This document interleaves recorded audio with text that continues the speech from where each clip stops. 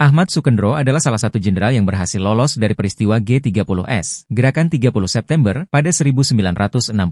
G30S merupakan operasi penculikan terhadap sekelompok jenderal Tentara Nasional Indonesia Angkatan Darat (TNI) yang diyakini hendak mengudeta Presiden Soekarno. Nama Sukendro sebenarnya tercantum dalam daftar target G30S yang dibuat oleh sejumlah tokoh simpatisan Partai Komunis Indonesia (PKI). Ahmad Sukendro merupakan orang kepercayaan Ahmad Nasution yang juga dekat dengan pejabat maupun Badan Intelijen Amerika Serikat (CIA). Sukendro selamat dari peristiwa tersebut karena sedang menjalankan tugas negara ke Cina atas perintah Presiden Soekarno. Sosok Jenderal Ahmad Sukendro lahir pada 16 November 1923 di Banyumas, Jawa Tengah. Kiprahnya tercatat pada masa pendudukan Jepang, di mana ia mendaftar sebagai anggota PETA, pembela tanah air. Pada masa revolusi kemerdekaan, Sukendro bergabung dengan divisi Siliwangi, dan disitulah Ahmad Nasution menyadari kemampuan analisisnya yang berada di atas rata-rata perwira lainnya. Ahmad Nasution, yang saat itu menjadi Kepala Staf Angkatan Darat (KSAD), mengangkat Sukendro sebagai asisten intelijen Asintel, (KSAD). Dari situlah posisinya terus merangkak naik menjadi sosok penting di tubuh TNI yang dekat dengan Ahmad Nasution maupun Ahmad Yani. Sebagai perwira anti komunis garis keras, Sukendro juga pernah memimpin penindasan terhadap PKI pada Juli-September 1960.